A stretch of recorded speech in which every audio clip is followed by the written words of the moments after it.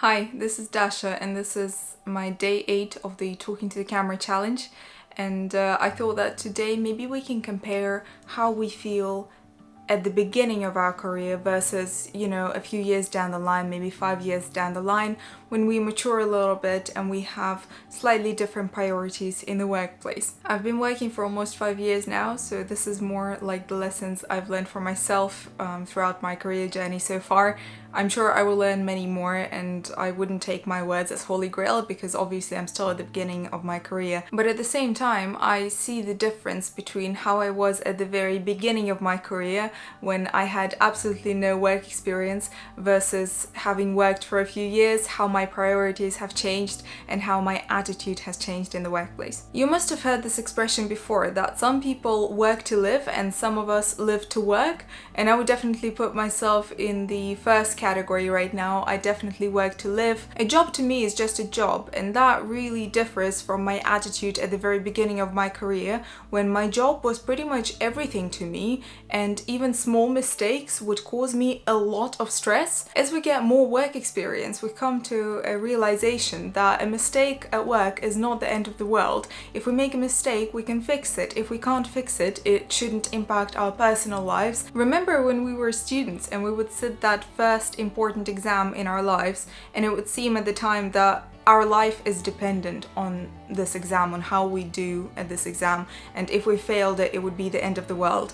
But with time, the more exams we would sit, the more senior we would become in school or college or university, we would come to a realization that even if we fail an exam, our life is not over. Life goes on. We get other chances. We can choose other paths in life. An exam doesn't define our future. Even if we fail what seems relatively important in the moment, doesn't necessarily mean that our long-term future is heavily reliant on it. And essentially, it's the same with work. If you make a mistake at work, it might seem grave in the moment, but at the same time, what has changed in your personal life? Nothing really. Your friends are still there, your family still loves you, you're still important to people who surround you, your life plans stay generally the same. It's not really impacting your life on a bigger scale. Yes, you might have had a bad day or a bad week at work, or you might have done something wrong, but it's not the end of the world. We're all entitled to make mistakes. And once I've realized that, I stopped being afraid, having that fear of messing up at work. I know I have supportive management, that even if I do mess up, that I will be given the chance to make it right and to fix it, and nothing grave will happen in the long term. That means that work doesn't really cause me any unnecessary stress, and that's exactly what resilience is about. That's how you develop resilience. You make mistakes and you learn in practice that making mistakes is okay and nothing horrible happens. Our life is not over when we make those mistakes. And another thing that I mean when I say a job is just a job is that our job is never our hobby. It's very, very rare that our job can be our long-term hobby and remain that throughout our life. I generally try to separate my work from my hobbies. I am ambitious in the workplace, but that doesn't mean that what I do for work is the hobby of my lifetime. Hobbies are meant to bring us pleasure. Hobbies are meant to relax us.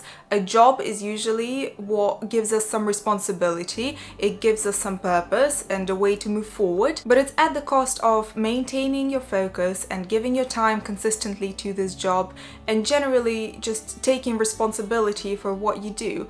And that's why our jobs are rarely something relaxing, something that we can do to take our mind off things, because essentially our job is the thing. When we're fresh out of uni, it's common to think that we won't settle for anything that's not the job of a lifetime, if you know what I mean. That's not gonna bring us pleasure and enjoyment and excitement on a daily basis, that we will hate weekends and love work days. That's generally not how this goes. A job is a job, a hobby is a hobby. Learning to separate those two and having the balance in your life that you need is essential to progress in your career. And of course, we still need hobbies, but you will notice that if you try to monetize your hobbies, they will stop being your hobbies and become a normal work routine for you. You will burn out with these relatively quickly if your income is dependent on those. So essentially, my rule right now is to keep my hobbies separate from my income and what I do for work, because that way I'm able to find a balance in my life and have both. Another point that is quite useful for those who are at the beginning of their careers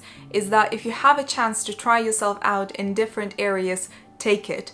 We might seem to think that we know what the perfect job for us would be, what we like and don't like doing, but without getting this experience, it's very unlikely that we have an objective view. For example, you might think that a certain industry is definitely not something you would enjoy, but if you have a chance to try yourself out in it for an internship, for example, for a few months, I would take that chance. Sometimes you can surprise yourself. For example, when I was on the graduate program, we were on 6 months rotations in different areas of the bank, and I found myself really enjoying data analytics, which was a huge surprise to me because it involved developing some technical knowledge that I've never had before, some knowledge of programming languages that I've never studied at university, and nonetheless, even though it was a completely new and relatively challenging area for me, I really enjoyed trying myself out in that role. And I know it's very easy to have this narrow thinking of I want to do this and this alone, but at the same time, if you keep an open mind and you give yourself the space to explore and develop in different areas, then maybe you will surprise yourself as well and find something that you enjoy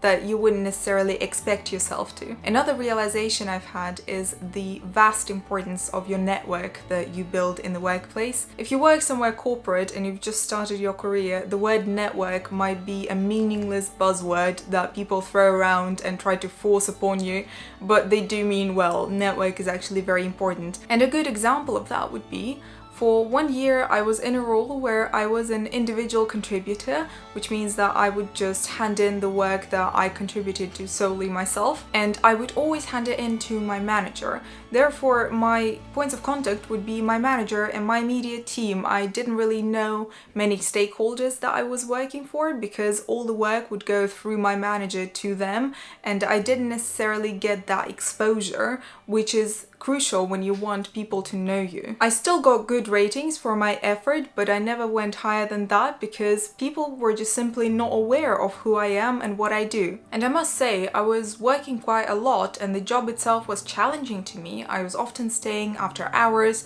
I was often staying late just because the amount of work that I had was significant and was taking up a lot of my time. But then I moved into a different role and the style of work there was very different. If in the previous role I would have a couple of big projects that I would be working on and handing them in directly to my manager, then in this job I would have many smaller inputs, smaller projects that I would hand in directly to people who asked for my help. First of all, and that's personal preference, just working on many smaller things is more interesting to me than working on one big thing because I have this variety at work, but also my work was noticed and appreciated by many different stakeholders, and that was very important at the end of the year when they were rating the quality of my work, and I got a much higher rating than before just because more people were aware of who I was and what input, what contribution I brought this year to the table. So I felt the importance of network through my own personal experience. And I would say, even if you're not in a corporate job, it can be very important to develop this great relationship with your colleagues just for the sake of the community in the workplace, feeling supported and enjoying your work more. A relatively important one is qualifications. If your workplace offers you any sort of personal development qualifications that you can take them, take all of them. This is what can distinguish a great worker from just a good worker. When you focus on your personal development and you take courses and you improve yourself in different areas, it shows the workplace how important your career is to you, how ambitious you are and how much you want to move forward, and that's really important when it comes to your career progression and plans. And especially if your employer is paying for those qualifications, you really have no good reason not to take them. Everything is provided to you, opportunities are out there, it's just a matter of taking them rather than ignoring them. I'm not gonna say much more on that because I feel like it's fairly self-explanatory, right? Because if your workplace provides opportunities to you at no extra cost, it's really important that you take them, especially if you want to progress and develop further in this company or this industry altogether. And speaking of what our employers provide to us, I think it's very important to just be aware overall of all the benefits that are provided through our employment. Make sure you know and make use of all the resources that are provided to you in your workplace. For example, do you know how much medical insurance you're entitled to and what it covers? Do you know how many days off you can take during the year, because it's part of your total compensation? Maybe your workplace provides free mental health resources or free access to some apps. For example, the company that I work at provides free access to Headspace to be able to meditate. Personally, I don't use it, but I'm aware that it's an option in case I need it. Just being aware of all the support that you can get through your workplace and all the resources that are available to you can make it so much easier for you to work and generally just make the most of your employment. And finally, a lesson I learned with time is learning how to unleash my creativity outside of the workplace. Especially when the jobs that we do require sitting in front of our computers a lot and doing relatively ordinary mundane stuff or technical tasks, it's very easy to burn out and feel like we're not in the right space of mind to continue working. And in those moments, it's so important to be able to completely detach ourselves from work and do something like a polar opposite, something very different from what we do for work, in order to just relax, unwind, and think about something else. That will give us the resource to continue working productively and efficiently. And generally, that's something that helps us get that capacity to be more productive at work and to stimulate our mind a little bit to avoid burnout, is something creative. It can be art, it can be singing, it can be dancing, something that gets your body moving. The possibilities here are endless. It's not exactly one particular activity or the other. As long as it helps you disconnect from work and explore yourself and have that creative outlet for yourself, I think it's good enough. And we're circling back here to what I mentioned in the very beginning, that our job and our hobbies are very separate, that they serve very different purposes, and it's very important to have that balance in order to avoid burnout and in order to be productive at both. My camera just overheated, so I had to stop to let it cool down and then keep recording. That hasn't happened to me before in the middle of recording. In general, this episode is much more difficult for me than anything I've filmed before. For some reason, I find it much more difficult to speak today. I say the wrong sounds or the wrong words.